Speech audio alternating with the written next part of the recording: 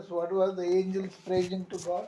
ಅಲ್ಲಿ ಕರ್ತನಾದಂತ ಯೇಸು ಕ್ರಿಸ್ತನ ಜನನವಾದ ತಕ್ಷಣ ದೇವದೂತರು ಯಾವ ತರವಾಗಿ ದೇವರನ್ನು ಸ್ತುತಿಸ್ತಾ ಇದ್ದರು? Anybody knows? ಯಾವ ತರವಾಗಿ ದೇವದೂತರು ಅಲ್ಲಿ ಕರ್ತನಾದಂತ ಯೇಸು ಕ್ರಿಸ್ತನ ಜನನ ಸಮಯದಲ್ಲಿ ಅವರು ದೇವರಿಗೆ ಸ್ತೋತ್ರವನ್ನು ಹೇಳುವುದನ್ನು ನೋಡ್ತೇವೆ. ಲೂಕನ ಬರೆದ ಸುವಾರ್ತೆ 2ನೇ ಅಧ್ಯಾಯ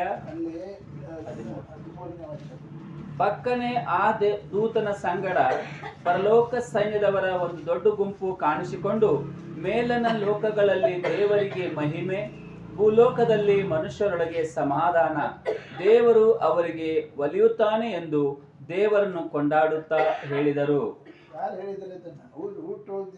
ಈ ಮಾತನ್ನು ಯಾರು ಹೇಳಿದರು? ದೇವದೂತರೇ ಈ ಮಾತನ್ನ ಹೇಳುವಂತವರಾಗಿದ್ದಾರೆ. The very coming of the Lord Jesus is according to the eternal plan of God that he sent his son into this world. ಕರ್ತನಾದಂತಹ ಯೇಸು ಕ್ರಿಸ್ತನು ಈ ಲೋಕಕ್ಕೆ ಬರುವಂತದ್ದು ಅದು ದೇವರ ನಿತ್ಯತ್ವದ ಸಂಕಲ್ಪವಾಗಿತ್ತು.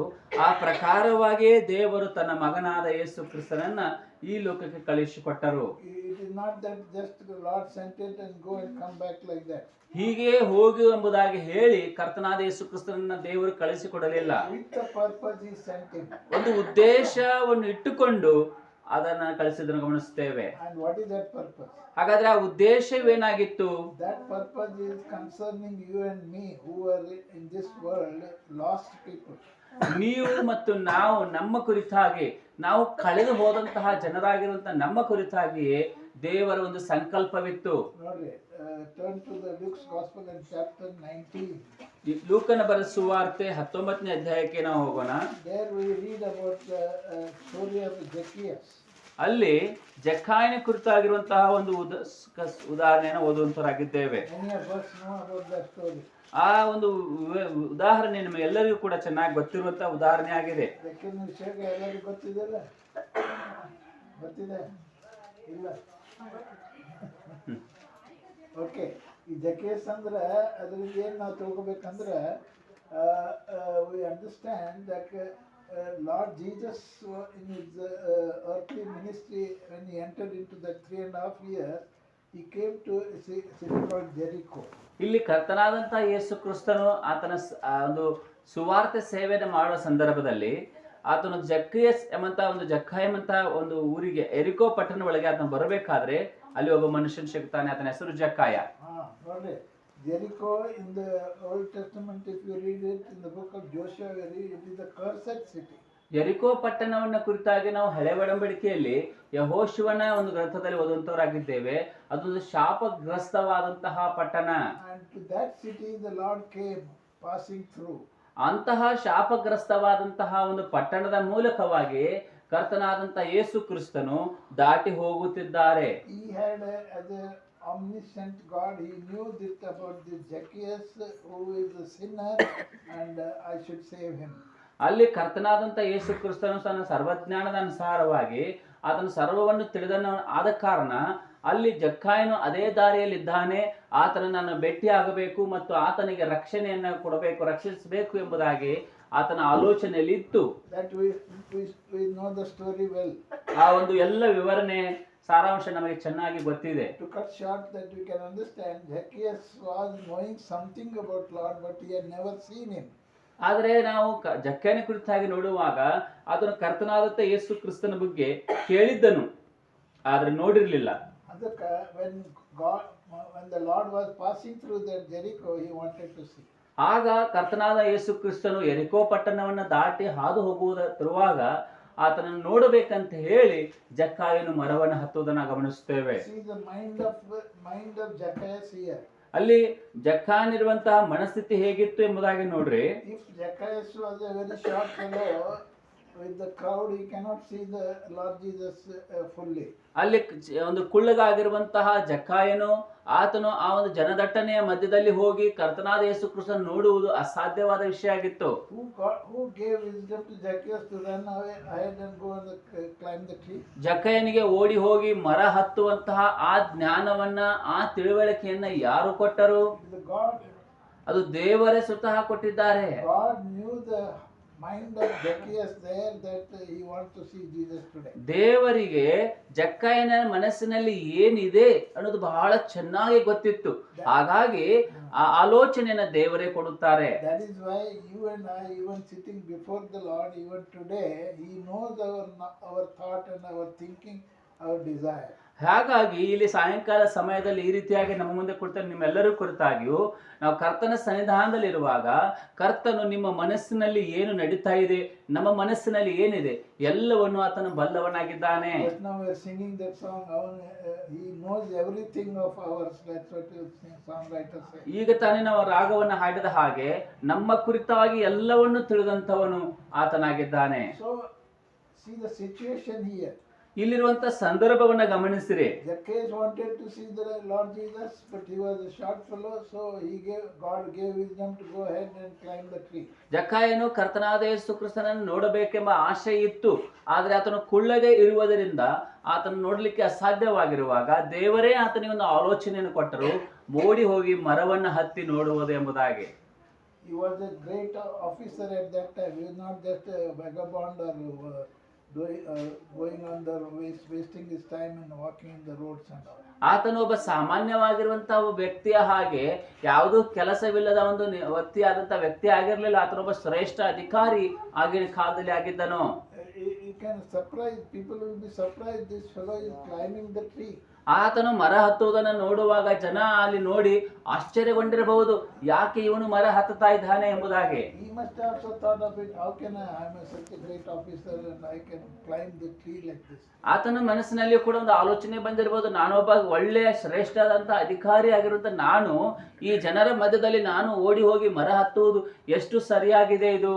Keeping aside of that thought, he went without any hesitation. He climbed the tree. ಆತನು ಇಂತಹ ಎಲ್ಲಾ ಆಲೋಚನೆಗಳನ್ನ ಬದಿಗಿಟ್ಟು ಎಲ್ಲ ವಿಧವಾದಂತಹ ಒಂದು ವಿಚಾರಗಳನ್ನು ತೆಗೆದುಹಾಕಿ ಆತನು ಮರವನ್ನು ಹತ್ತುವುದನ್ನು ನೋಡುತ್ತೇವೆ. It applies to us even in a spiritual way.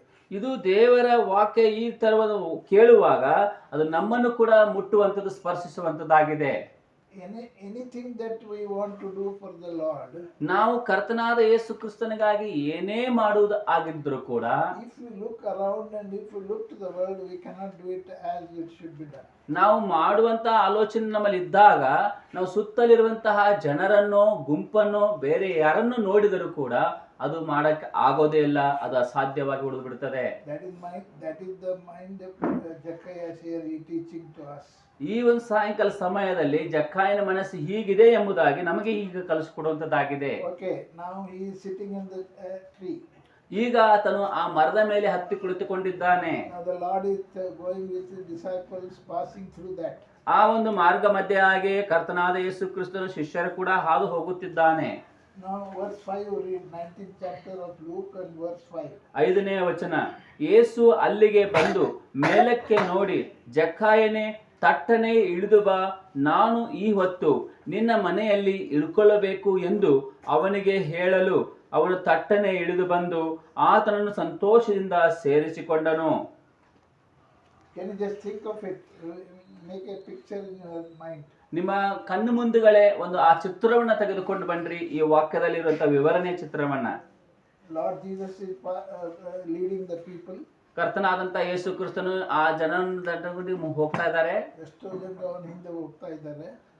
And when the tree came, the Lord stopped. ಆ ಒಂದು ಮರ ಬಂದ ತಕ್ಷಣವೇ ಕರ್ತನಾದ ಯೇಸು ಕ್ರಿಸ್ತನು ಅಲ್ಲೇ ನಿಂತುಕೊಳ್ಳುತ್ತಾರೆ. When he stopped it, the people must have surprised, why master stopped it while he was. ಅಲ್ಲಿ ಹಿಂಬಾಲಿಸುವಂತಹ ಜನ ಆಲೋಚನೆ ಮಾಡಿರ್ಬೇಕು, ಆಶ್ಚರ್ಯಗೊಂಡಿರ್ಬೇಕು, ಯಾಕೆ ಯೇಸು ಸ್ವಾಮಿ ನಿಂತರು. He did not only stop it. ಅಲ್ಲಿ ಸುಮ್ಮನೆ ನಿಂತ್ಕೊಂಡು ಸುಮ್ಮನೆ ನಿಂದಿರ್ಲಿಲ್ಲ. He looked at the tree. ಅಲ್ಲಿ ಮರದ ಹತ್ರ ನೋಡಿದ್ರು. He looked at that particular person who is sitting, who wanted to see Jesus. ಆ ಮರದ ಮೇಲೆ ಕುಳಿತಿರುವಂತಹ ವ್ಯಕ್ತಿಯನ್ನ ನೋಡಿದ್ರು, ಯಾರು ಯೇಸು ಕ್ರಿಸ್ತನ ನೋಡ್ಬೇಕೆಂಬ ಹಂಬಲ ಇತ್ತು ಆ ವ್ಯಕ್ತಿಯನ್ನ ನೋಡಿದ್ರು. This is the mind of, this is the omniscience of our Lord Jesus, that he knows everything of our thinking and our thought. ಇದು ನಮ್ಮ ಕರ್ತನಾಗಿರುವಂತಹ ಯೇಸು ಕ್ರಿಸ್ತನಲ್ಲಿರುವಂತಹ ಸರ್ವಜ್ಞಾನ ಆಗಿರುವಂತಹ ಸಂಗತಿಯಾಗಿದೆ. ಯಾಕಂದರೆ ಆತನು ನಮ್ಮ ಎಲ್ಲಾ ಸ್ಥಿತಿಗಳನ್ನ, ನಮ್ಮ ಮನಸ್ಸಿನ ಆಲೋಚನೆಗಳನ್ನ ಎಲ್ಲವನ್ನು ಕೂಡ ಬಲ್ಲವನಾಗಿದ್ದಾನೆ. Immediately what did Lord say? ಆಗ ತಕ್ಷಣವೇ ಕರ್ತನು ಏನು ಹೇಳುತ್ತಾನೆ? I want to come to your house today. ನಾನು ನಿನ್ನ ಮನೆಗೆ ಬರಬೇಕಾಗಿದೆ ಜಕ್ಕಾಯನೇ. There is a need of salvation in your house, and I want to come. ನಿನ್ನ ಮನೆಗೆ ರಕ್ಷಣೆ ಆಗುವಂತ ಅವಶ್ಯಕತೆ ಇದೆ, ಹಾಗಾಗಿ ನಾನು ನಿಮ್ಮ ಮನೆಗೆ ಬರಬೇಕು. Today in your house here, ಈಗಲೇ ಇವತ್ತೇ ನಿನ್ನ ಮನೆಗೆ ಬರುತ್ತೇನೆ. in this house there is a need of salvation also to every one of us who are seated here. ಇಲ್ಲಿ ಕುಳಿತಂತ ಪ್ರತಿಯೊಬ್ಬರಿಗೂ ಕೂಡ, ಈ ಮನೆಯಲ್ಲಿ ಸೇರಿ ಬಂದಂತ ಈ ಸಮಯದ ಎಲ್ಲರಿಗೂ ಕೂಡ ರಕ್ಷಣೆಯ ಅವಶ್ಯಕತೆ ಇದೆ. What is after all salvation? ಹಾಗಾದ್ರೆ ರಕ್ಷಣೆ ಅಂದರೆ ಏನು? Salvation is a very important word in the Bible. Right through, it's flowing through the whole Bible. ಸತ್ಯವೇದದಲ್ಲಿ ನಾವು ಗಮನಿಸುವಾಗ ರಕ್ಷಣೆ ಎಂದು ಹೇಳುವಾಗ ಆ ಒಂದು ರಕ್ಷಣೆಯ ವಿವರಣೆ ಸತ್ಯವೇದದ ಪೂರ್ಣ ಉದ್ದಕ್ಕೂ ಕೂಡ ನಾವು ಗಮನಿಸಲಿಕ್ಕೆ ಸಿಗುತ್ತದೆ. The very moment we enter into this world, we are sinners before God. ಈ ಲೋಕದಲ್ಲಿ ನಾವು ಬಂದ ತಕ್ಷಣವೇ ನಾವು ಗಮನಿಸುವಾಗ ಆ ಕ್ಷಣ ಹಿಡಿದುಕೊಂಡು ನಾವು ದೇವರ ಮುಂದುಗಡೆ ಪಾಪಿಗಳಾಗಿ ಇದ್ದೇವೆ. No amount of our explanation that I live like this, I live like that, I am obedient and all those things, nothing will stand for. ನಾವು ಈ ಲೋಕದಲ್ಲಿ ಜೀವಿಸುವಾಗ ನಾನು ಒಳ್ಳೆಯ ಕಾರ್ಯಗಳನ್ನು ಮಾಡ್ತೇನೆ, ನಾನು ಹಾಗೆ ಒಳ್ಳೆಯದನ್ನು ಮಾಡ್ತೇನೆ, ನಾನು ಹೀಗೆ ಸರಿಯಾಗಿ ಜೀವಿಸ್ತೇನೆ ಎಂಬುದಾಗಿ ನಮ್ಮ ಕಡೆ ಹೇಳ್ಕೊಳ್ಳಿಕ್ಕೆ ಯಾವ ಸಂಗತಿಯೂ ಇಲ್ಲ. Ultimately say, Bible says you are a sinner, and you say I am not a sinner. ಆದರೆ ದೇವರ ವಾಕ್ಯ ಹೇಳೋ ಪ್ರಕಾರ ಹೇಳ್ತದೆ ನೀನು ಪಾಪಿ ಆಗಿದ್ದೆ, ಆದ್ರೆ ನಾವು ಹೇಳ್ತೇವೆ ನಾವು ಪಾಪಿ ಅಲ್ಲ ಎಂಬುದಾಗಿ. That will not stand before God. ಅದು ದೇವರ ಮುಂದೆ ನಿಲ್ಲುವುದಿಲ್ಲ. You know what David writes in Psalm 51? ಈ 51ನೇ ಕೀರ್ತನೆಯಲ್ಲಿ ದಾವೀದನು ಏನಂತ ಬರೀತಾನೆ? ಅದು ಓದಿದ್ರೆ ಅದನ್ನು ತೆಗೀರಿ. 51ನೇ ಅಧ್ಯಾಯ, 51 ಚಾಪ್ಟರ್, ಕೀರ್ತನೆ 51 ಅಲ್ಲಿ 1ರಿಂದ 4.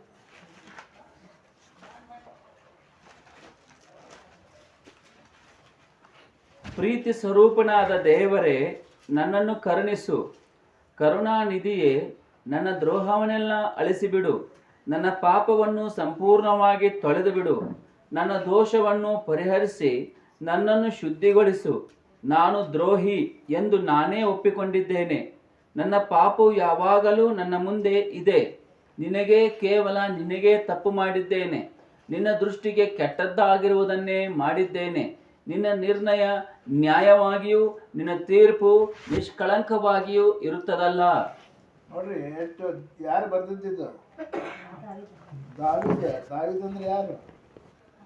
ಸ್ವಲ್ಪ ಆರ್ಡಿನರಿ ಮನುಷ್ಯ. Is not a ordinary person. ಆತನೊಬ್ಬ ಸಾಮಾನ್ಯ ಮನುಷ್ಯನಲ್ಲ. He was a great king of Israel. Israel ದೇಶದ ಒಬ್ಬ ಶ್ರೇಷ್ಠನಾದಂತಹ ಅರಸನು. His name has been mentioned in the scripture many hundreds. How many hundreds I don't remember now, but hundreds of times it is mentioned. ನೂರಾರು ಬಾರಿ ದೇವರ ವಾಕ್ಯದಲ್ಲಿ ದಾವೀದನ ಹೆಸರು ಬರೆಯಲ್ಪಟ್ಟಿದೆ. Such an one is writing, I am sinner before God. ಅಂತಹ ಒಬ್ಬ ವ್ಯಕ್ತಿ ಬರಿತಾ ಇದ್ದಾನೆ, ನಾನು ದೇವರ ಸಮ್ಮುಖದಲ್ಲಿ ಪಾಪಿಯೇ ಆಗಿದ್ದೇನೆ ಎಂಬುದಾಗಿ. In the other portion of the scripture, you see what is the sinner's condition. ಇನ್ನೊಂದು ದೇವರ ವಾಕ್ಯ ಭಾಗದಲ್ಲಿ ನೋಡುವಾಗ ಪಾಪಿಗಳ ಸ್ಥಿತಿ ಏನಾಗಿದೆ? Eternal judgment of God, eternal hell, that is to be. ಅವರಿಗೆ ನೇಮಕವಾಗಿರುವಂತಹ ಯಾವುದಂದರೆ ನಿತ್ಯವಾದಂತಹ ನರಕವೇ ನೇಮಕವಾಗಿದೆ. And to such people the Lord came into this world to save us. ಅಂತಹ ಪಾಪಿಗಳಾದಂತಹ ನಿತ್ಯ ನರಕಕ್ಕೆ ನೇಮಕವಾದಂತಹ ಜನರಿಗೋಸ್ಕರವಾಗಿಯೇ ಕರ್ತನಾದ ಯೇಸು ಕ್ರಿಸ್ತನು ಈ ಲೋಕಕ್ಕೆ ಬಂದನು. Apostle Paul is mentioning in the 1 Timothy chapter 1 and verse 15. Someone can read it. ಅಪೊಸ್ತಲನಾದಂತಹ ಪೌಲನು 1 ತಿಮೋಥಿ 1ನೇ ಅಧ್ಯಾಯದ 15ನೇ ವಚನದಲ್ಲಿ ಈ ತರವಾಗಿ ಹೇಳುತ್ತಾನೆ, ಓದ್ರಿ, ಜೋರ್ಲೆ ಓದ್ರಿ ಅದನ್ನು. ಕ್ರಿಸ್ತ ಯೇಸು ಪಾಪಿಗಳನ್ನು ರಕ್ಷಿಸುವುದಕ್ಕೋಸ್ಕರ ಈ ಲೋಕಕ್ಕೆ ಬಂದನು ಎಂಬ ವಾಕ್ಯವು ನಂಬತಕ್ಕದ್ದಾಗಿಯೂ ಸರ್ವಾಂಗೀಕಾರಕ್ಕೆ ಯೋಗ್ಯವಾದದ್ದಾಗಿಯೂ ಅದೇ. ಆ ಪಾಪಿಗಳಲ್ಲಿ ನಾನೇ ಮುಖ್ಯನು. ನೋಡ್ರಿ, just see the statement, last statement of the Apostle Paul here. ಆ ಪಾಪಿಗಳಲ್ಲಿ ನಾನೇ ಮುಖ್ಯನು. ಆ ಪಾಪಿಗಳಲ್ಲಿ ನಾನೇ ಮುಖ್ಯ. ಅವಾಗ if you study the life sketch of Paul before coming to this knowledge of the saving knowledge of the Lord Jesus, he was a great scholar in the Jewish religion. ಆತನ ಪೌಲನ ಕುರಿತಾಗಿ ನಾವು ಆತನ ಹಿನ್ನೆಲೆಯನ್ನು ಅಭ್ಯಾಸ ಮಾಡುವುದಾದರೆ ಕರ್ತನಾದಂತ ಯೇಸು ಕ್ರಿಸ್ತನ ರಕ್ಷಣೆಯ ಅನುಭವಕ್ಕೆ ಬರುವುದಕ್ಕಿಂತ ಮುಂಚಿತವಾಗಿ ಆತನೊಬ್ಬ ಯಹೂದ್ಯರ ಒಂದು ಪಂಡಿತರಾಗಿದ್ದನು ಅಥವಾ ಹೆಚ್ಚು ದೇವರ ವಾಕ್ಯವನ್ನು ತಿಳಿದಂತವನಾಗಿದ್ದನು. If you read those things, you and I cannot stand before him in any way. ಆತನ ಕುರಿತಾಗಿ ನಾವು ಓದುವಾಗ ನಮಗೆ ಕಂಡು ಬರುವಂತ ವಿಷಯ ಏನೆಂದರೆ ನಾವು ಆತನ ಮುಂದೆ ಏನೂ ಅಲ್ಲ ಎಂಬುದಾಗಿ. And such an one is telling, I am a chief sinner, for me the Lord came into this. ಅಂತಹ ಶ್ರೇಷ್ಠವಾದಂತ ವ್ಯಕ್ತಿ ಈಗ ಹೇಳುತ್ತಾ ಇದ್ದಾನೆ ಈ ವಾಕ್ಯದಲ್ಲಿ, ಆ ಪಾಪಿಗಳಲ್ಲಿ ನಾನೇ ಮುಖ್ಯನು, ನನಗೋಸ್ಕರ ಕರ್ತನಾದ ಯೇಸು ಕ್ರಿಸ್ತನು ಈ ಲೋಕಕ್ಕೆ ಬಂದಿದ್ದಾನೆ ಎಂಬುದಾಗಿ. So it is for our sins the Lord came into this world. ನಮ್ಮ ಪಾಪಗಳ ನಿಮಿತ್ತವಾಗಿ ಕರ್ತನಾದ ಯೇಸು ಕ್ರಿಸ್ತನು ಈ ಲೋಕಕ್ಕೆ ಬಂದನು. That's why in the Luke's Gospel, just turn to Luke 19 once again. ಲೂಕನ ಬರೆದ ಸುವಾರ್ತೆ 19ನೇ ಅಧ್ಯಾಯಕ್ಕೆ ನಾವು ಬರುವಾಗ There what we read. ಅಲ್ಲಿ ನಾವು ಏನನ್ನು ಓದುತ್ತೇವೆ? Zacchaeus came, Lord came into Zacchaeus' house. ಅಲ್ಲಿ ಕರ್ತನಾದಂತಹ ಯೇಸು ಕ್ರಿಸ್ತನು ಜಕ್ಕಾಯನ ಮನೆಗೆ ಬಂದನು. Lord, Zacchaeus was convicted and he confessed his all sins and before God. ಕರ್ತನ ಮುಂದೆ ಜಕ್ಕಾಯನು ತನ್ನ ಎಲ್ಲಾ ಪಾಪಗಳನ್ನು ಒಪ್ಪಿಕೊಂಡು ಅರಿಕೆ ಮಾಡಿದನು. And then the Lord gave him the the acceptance and the salvation, experience of salvation. ದೇವರು ಆತನ ಪಾಪವನ್ನು ಒಪ್ಪಿಕೊಂಡು ಅರಿಕೆ ಮಾಡಿಕೊಳ್ಳುವಾಗ ಅದನ್ನ ಸ್ವೀಕರಿಸಿದರು ಮತ್ತು ಅದನ್ನ ರಕ್ಷಣೆಯ ಅನುಭವವನ್ನು ಕೂಡ ಆಗಲೇ ಕೊಟ್ಟರು. Then verse 10 says, ಅಲ್ಲಿ 10ನೇ ವಚನದಲ್ಲಿ ಹೀಗೆ ಓದುತ್ತೇವೆ, ಮನುಷ್ಯ ಕುಮಾರನು ಕೆಟ್ಟು ಹೋಗಿರುವುದನ್ನು ಹುಡುಕಿ ರಕ್ಷಿಸುವುದಕ್ಕೆ ಬಂದನು ಎಂದು ಹೇಳಿದನು. ನೋಡ್ರಿ, ಇನ್ನೊಮ್ಮೆ ಓದ್ರಿ ಅದನ್ನ. ಮನುಷ್ಯ ಕುಮಾರನು ಕೆಟ್ಟು ಹೋಗಿರುವುದನ್ನು ಹುಡುಕಿ ರಕ್ಷಿಸುವುದಕ್ಕೆ ಬಂದನು ಎಂದು ಹೇಳಿದನು. ನಿಮ್ಮನ್ನ we thank God that many of us have accepted Christ as the Savior. ದೇವರ ನಾಮಕ್ಕೆ ಸ್ತೋತ್ರವಾಗಲಿ. ನಿಮ್ಮಲ್ಲಿ ಅನೇಕರು ಈಗ ಕರ್ತನಾದ ಯೇಸು ಕ್ರಿಸ್ತನ ಸ್ವಂತ ರಕ್ಷಕನಾಗಿ ಅಂಗೀಕಾರ ಮಾಡಿಕೊಂಡಿದ್ದೀರಿ. He has sought you in the time when appointed time. ಆತನ ನೇಮಕವಾದಂತ ಸಮಯದಲ್ಲಿ ಆತನ ನಿಮ್ಮನ್ನು ಗುರುತಿಸಿ ನಿಮ್ಮನ್ನು ಕರೆದನು. You were also lost once upon a time. ಒಂದು ಕಾಲದಲ್ಲಿ ನೀವು ಕೂಡ ಕಳೆದು ಹೋದಂತವರೇ ಆಗಿದ್ದೀರಿ. Because of the eternal plan of God, that God brought the conviction in your heart, that the Lord knew it and He saved you. ದೇವರ ನಿತ್ಯತ್ವದ ಸಂಕಲ್ಪದ ಮೇರೆಗೆ ದೇವರು ತನ್ನ ಸಕ್ಕ ಸಮಯದಲ್ಲಿ ನಿಮ್ಮ ಹೃದಯದಲ್ಲಿ ಪಶ್ಚಾತ್ತಾಪದ ಮನಸ್ಸನ್ನ ಉಂಟು ಮಾಡಿ ನಿಮ್ಮ ಪಾಪವನ್ನು ಒಪ್ಪಿಕೊಂಡು ಅರಿಕೆ ಮಾಡಿ ಆತನ ಮೇಲೆ ನಂಬಿಕೆ ಇಟ್ಟು ರಕ್ಷಣೆ ಭಾಗಕ್ಕೆ ಬರುವ ಹಾಗೆ ದೇವರು ನಿಮ್ಮ ಹೃದಯಗಳಲ್ಲಿ ಕಾರ್ಯ ಮಾಡಿದ್ದಾರೆ. It is not only He sought us and He saved us and that is the end of it. ಆತನು ನಮ್ಮನ್ನು ಗುರುತಿಸಿದನು ಮತ್ತು ನಮ್ಮನ್ನು ರಕ್ಷಿಸಿದನು, ಅಷ್ಟೇ ಅದಕ್ಕೆ ಮುಗಿದು ಹೋಗುವುದಿಲ್ಲ. Sitting here, whoever has not accepted Christ as Savior, he is seeking Him even today. ಇಲ್ಲಿ ಕುಳಿತುಕೊಂಡವರಲ್ಲಿ ಇನ್ನು ಯಾರು ಕರ್ತನಾದ ಯೇಸು ಕ್ರಿಸ್ತನನ್ನ ಸ್ವೀಕಾರ ಮಾಡಿಕೊಂಡಿಲ್ಲವೋ ಅವರಿಗಾಗಿ ದೇವರ ಮನಸ್ಸಿನಲ್ಲಿ ಒಂದು ಹಂಬಲ ಇದೆ. ನಿಮಗೋಸ್ಕರವಾಗಿ ಕರ್ತನು ಹಂಬಲಿಕೆಯಿಂದ ನೋಡುವಂತವನಾಗಿದ್ದಾನೆ. He desires to say that in this house there is salvation has come. ದೇವರ ಚಿತ್ತವಾಗಿದೆ, ಆಲೋಚನೆ ಆಗಿದೆ, ಬಯಕೆ ಏನಾಗಿದೆ ಅಂದರೆ ಈ ಕುಟುಂಬದ ಎಲ್ಲರೂ ರಕ್ಷಣೆ ಮಾರ್ಗಕ್ಕೆ ಬರಬೇಕು, ರಕ್ಷಣೆ ಹೊಂದಬೇಕೆಂಬುದಾಗಿ ದೇವರ ಮನಸ್ಸು ಆಗಿದೆ. The lost people of us, as we were, the Lord came, sought us and found us and saved us and made us His own children. ನಾವು ಕೂಡ ದೇವರ ದೃಷ್ಟಿಯಲ್ಲಿ ಕೆಟ್ಟು ಹೋದಂಥವರಾಗಿದ್ದೆವು, ದಾರಿ ತಪ್ಪಿ ಹೋದಂಥವರು ಆಗಿದ್ದೆವು. ಹಾಗಿರುವಾಗ ದೇವರು ನಮ್ಮನ್ನು ನೋಡಿದನು, ಗುರುತಿಸಿದನು, ರಕ್ಷಣೆಯನ್ನ ಕೊಟ್ಟನು ಮತ್ತು ತನ್ನ ಕೃಪೆಯಿಂದಲೇ ನಮ್ಮನ್ನು ಆತ ನಡೆಸಿದ್ದಾನೆ. If at all we do not submit to this seeking, ಆತನ ಒಂದು ಆ ಹುಡುಕಾಡುವಿಕೆ ಬಯಕೆಗೆ ನಾವು ನಮ್ಮನ್ನು ಒಪ್ಪಿಸಿಕೊಡದೆ ಹೋದರೆ there is a hell that is awaited for us. ಒಂದು ವೇಳೆ ನಾವು ಅದಕ್ಕೆ ವಿಧೇಯರಾಗದೆ ಹೋದರೆ ನಮಗೆ ನರಕವೇ ಗತಿಯಾಗುತ್ತದೆ. But when you accept Him and say that He is my Savior and we become His children, the heaven is waiting for us. ಆತನ ಮಾಡಿದಂತಹ ಶಿಲುಬೆಯ ಕಾರ್ಯವನ್ನು ನೀವು ಒಪ್ಪಿಕೊಳ್ಳುವಾಗ, ಆತನನ್ನ ರಕ್ಷಕನು ಎಂಬುದಾಗಿ ನೀವು ಹೇಳುವಾಗ ದೇವರ ಸ್ವರ್ಗದ ಬಾಗಿಲು ನಿಮಗೋಸ್ಕರ ತೆರೆಯಲ್ಪಡ್ತದೆ ಮತ್ತು ನೀವು ರಕ್ಷಿಸಲ್ಪಡುತ್ತೀರಿ. You know, in the Old Testament, just for reference, ಹಳೆ ಒಡಂಬಡಿಕೆಯಲ್ಲಿ ಒಂದು ವಿಷಯ ಹೇಳುವಾಗ God created whole the earth. That's what we read in first chapter. ಒಂದನೇ ಅಧ್ಯಾಯದಲ್ಲಿ ಆದಿಕಾಂಡದಲ್ಲಿ ನೋಡುತ್ತೇವೆ ದೇವರು ಸರ್ವ ಸೃಷ್ಟಿಯನ್ನು ಉಂಟು ಮಾಡಿದರು ಎಂಬುದಾಗಿ. And then He created gardens and fruit, trees of the fruit and all those things, fruitful trees and all. ಆ ನಂತರ ದೇವರು ಅಲ್ಲಿ ಹಣ್ಣು ಉಂಟು ಮಾಡುವಂತಹ ಮರಗಳನ್ನು ಕೂಡ ಅಲ್ಲಿ ಉಂಟು ಮಾಡಿದರು. ಎಲ್ಲ ವಿಷಯಗಳನ್ನು ಉಂಟು ಮಾಡಿದರು. And lastly, he created a man in his own image. ಆದರೆ ಕೊನೆಯದಾಗಿ ದೇವರು ಮನುಷ್ಯನನ್ನ ತನ್ನ ಸ್ವರೂಪದಲ್ಲಿ ಉಂಟು ಮಾಡಿದರು. What did he do? What did God do that time? ಆ ಸಮಯದಲ್ಲಿ ದೇವರು ಏನು ಮಾಡಿದರು? Just left him like that? ಆ ತರ ಮನುಷ್ಯನನ್ನ ಉಂಟು ಮಾಡಿ ಹಾಗೇ ಮನುಷ್ಯನ ಒಬ್ಬನೇ ಬಿಟ್ಟು ಬಿಟ್ರ? ಇಲ್ಲ. What did he do? ದೇವರು ಏನ್ ಮಾಡಿದರು? He took him and put him in the garden which he had prepared beforehand. ಆ ದೇವರು ಆತನನ್ನ ಸೃಷ್ಟಿ ಮಾಡಿದ ನಂತರ ಆತನ ಕರೆದುಕೊಂಡು ಹೋಗಿ ಎದೇನ್ ತೋಟದಲ್ಲಿ ಇಟ್ಟರು. ಅದನ್ನು ದೇವರು ಮೊದಲೇ ನಿರ್ಮಿಸಿದ್ದರು. Not that Garden of Eden, if you see, it's full of fruits, different fruits and all those things. ಆ ಎದೇನ್ ತೋಟವನ್ನು ನೋಡುವಾಗ ಅಲ್ಲಿ ಎಲ್ಲ ವಿಧವಾದಂತಹ ಹಣ್ಣುಗಳು ಅಲ್ಲಿದ್ದವು. God's love is exhibited in that. ಅಲ್ಲಿ ದೇವರ ಪ್ರೀತಿ ಬಹಳ ಸ್ಪಷ್ಟವಾಗಿ ಕಂಡು ಬರುತ್ತಾ ಇತ್ತು. But the moment Adam and Eve sinned against God in disobeying, ಯಾವ ಕ್ಷಣ ಅವರು ಆದಾಮ ಮತ್ತು ಹವ್ವಳು ದೇವರ ಚಿತ್ತಕ್ಕೆ ಅವಿಧೇಯರಾಗಿ ಪಾಪವನ್ನ ಮಾಡಿದರೋ, God in his righteousness has to push them out of the Garden of Eden. ನೀತಿವಂತನಾದಂತಹ ದೇವರು ಆ ಆದಾಮ ಹವ್ವಳನ್ನ ಎದೇನ್ ತೋಟದಿಂದ ಹೊರಕ್ಕೆ ಹಾಕಿದನು. The moment that before sinning, every day God used to come and have chat with Adam and Eve.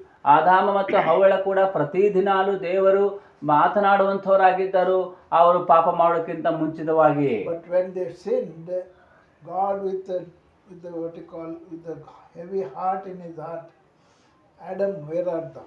ಅಲ್ಲಿ ಅವರು ಪಾಪ ಮಾಡಿದಾಗ ದೇವರು ಹೃದಯ ತುಂಬಿದವನಾಗಿ ಅಲ್ಲಿ ಕೇಳುವಂತ ಪ್ರಶ್ನೆ, ಆದಾಮ ಆದಾಮ ನೀನು ಎಲ್ಲಿದ್ದೀಯಾ ಎಂಬುದಾಗಿ. That verse we'll read it. ಆ ವಾಕ್ಯವನ್ನು ನಾವು ಓದಿಕೊಳ್ಳೋಣ. Genesis chapter 3. Genesis chapter 3 and verse 19. ಯೆಹೋವ ದೇವರು ಮನುಷ್ಯನನ್ನು ನೀನು ಎಲ್ಲಿರುತ್ತಿ ಎಂದು ಕೂಗಿ ಕೇಳಲು,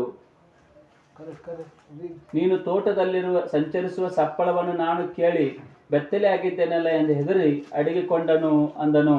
So God knew that Adam and Eve were lost because of their disobedience. ದೇವರಿಗೆ ಚೆನ್ನಾಗಿ ಗೊತ್ತಿತ್ತು ಆದಾಮ ಹವ್ವಳ ಅವಿಧೇಯತೆ ದೆಸೆಯಿಂದ ಅವರು ಆ ಪಾಪವನ್ನು ಮಾಡಿದ್ದಾರೆ ಎಂಬುದಾಗಿ. God did not leave them like that. They have sinned and they are not obeyed. Let them go.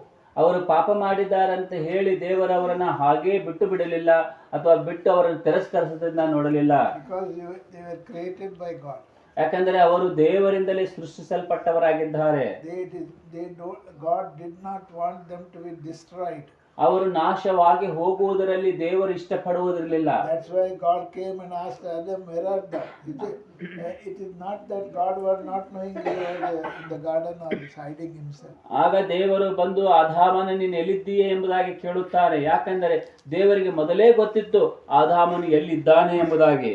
But the love that manifested, the same love is shown to us even today. ಅದೇ ದೇವರ ಪ್ರೀತಿ, ಅಂದು ತೋರಿಸಿದ ಪ್ರೀತಿ ಇವತ್ತಿಗೂ ಕೂಡ ನಮ್ಮ ಜೊತೆ ಆತನು ತೋರಿಸುವಂತವನೇ ಆಗಿದ್ದಾನೆ. Lord Jesus came, he sought us and he found us and he gave us the privilege to become his own children. ಕರ್ತನಾದ ಯೇಸು ಕ್ರಿಸ್ತನು ಈ ಲೋಕಕ್ಕೆ ಬಂದನು, ನಮ್ಮನ್ನ ಕಂಡುಕೊಂಡನು ಮತ್ತು ತನ್ನ ಕೃಪೆಯಿಂದಲೇ ನಮಗೆ ರಕ್ಷಣೆಯ ಭಾಗ್ಯವನ್ನು ಕೊಟ್ಟು ಆತನ ಮಕ್ಕಳನ್ನಾಗಿ ಮಾಡಿದ್ದಾನೆ. Now one verse we'll read and conclude. ಕೊನೆಯದಾಗಿ ಒಂದು ವಚನವನ್ನ ಓದಿಕೊಂಡು ಮುಕ್ತಾಯ ಮಾಡಿಕೊಳ್ಳೋಣ. John's Gospel in chapter 1.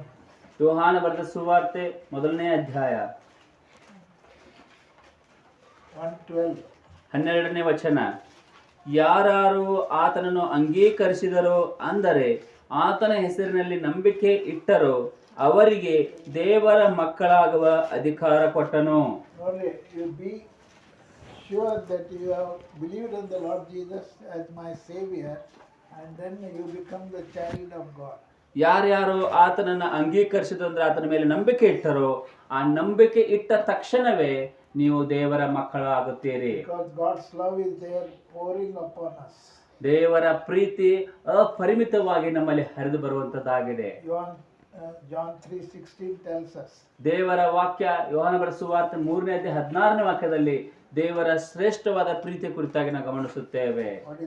ಆ ವಾಕ್ಯ ಏನ್ ಹೇಳ್ತದೆ? ಯಾರಿಗಾದ್ರೂ ಭಯಪಟ್ಟು ಗೊತ್ತಿದ್ರೆ ಹೇಳ್ರಿ ನೋಡೋಣ. ಯೋಹಾನ ಬರೆದ ಸುವಾರ್ತೆ 3:16.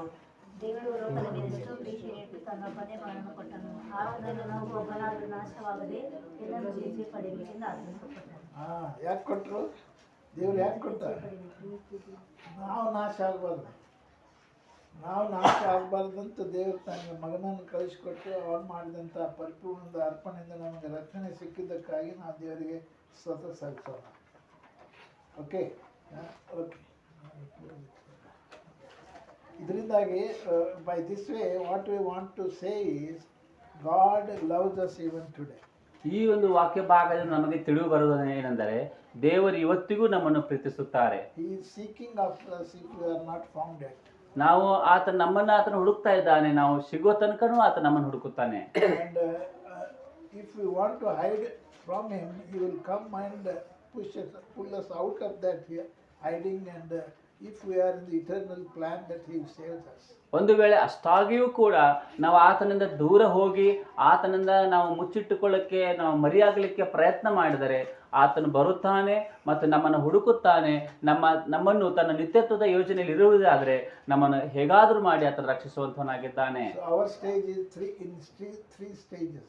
ನಮಗೆ 3 ಹಂತಗಳು ಇರುವಂತದ್ದಾಗಿದೆ. We were lost once upon a time. ಮೊದಲು ನಾವು ಕಳೆದು ಹೋದಂತವರು ಆಗಿದ್ದೆವು. We were sought by the Lord by coming into this world to seeking us. ಕರ್ತನಾದ ಯೇಸು ಕ್ರಿಸ್ತನು ಈ ಲೋಕದಲ್ಲಿ ನಮ್ಮನ್ನು ಹುಡುಕಿಕೊಂಡು ಆತನೇ ಬಂದನು. He found us. ನಮ್ಮನ್ನು ಕಂಡುಕೊಂಡನು. He made us to become his children by believing in the Lord Jesus. ಆತನ ಮೇಲೆ ನಂಬಿಕೆ ಇಡುವ ಮೂಲಕವಾಗಿ ಆತನ ಮಕ್ಕಳಾಗುವಂತಹ ಅವಕಾಶವನ್ನು ಆತ ನಮಗೆ ಕೊಟ್ಟಿದ್ದಾನೆ. So today we have the privilege that we are children of God, we can say so. ದೇವರ ನಾಮಕ್ಕೆ ಸ್ತೋತ್ರವಾಗಲಿ, ನಾವು ದೇವರ ಮಕ್ಕಳಾಗಿದ್ದೇವೆ ಎಂಬುದಾಗಿ ಹೆಮ್ಮೆಯಿಂದ ಹೇಳಕ್ಕೆ ನಮಗೆ ಸಂತೋಷವೆನಿಸುತ್ತದೆ. And that God wants each one of us here seated. ಅದೇ ದೇವರ ಮನಸ್ಸು ಏನಾಗಿದೆ ಅಂದ್ರೆ ಇಲ್ಲಿ ಕುಳಿತಂತ ಎಲ್ಲರೂ ಕೂಡ ದೇವರ ಮಕ್ಕಳಾಗಬೇಕೆಂಬಂತ ಮನಸ್ಸು ದೇವರಲ್ಲಿ ಇದೆ. ನಾನು ದೇವರ ಮಗ, ನಾನು ದೇವರ ಮಗಳು ಅಂತ ಧೈರ್ಯದಿಂದ ಹೇಳಬೇಕಾಗಿದೆ ಇವತ್ತು.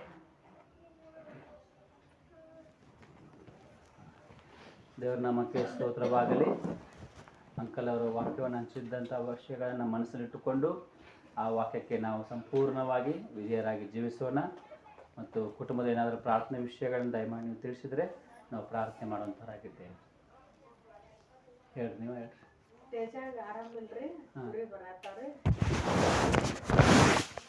ಹಾಂ ರೀ. What was the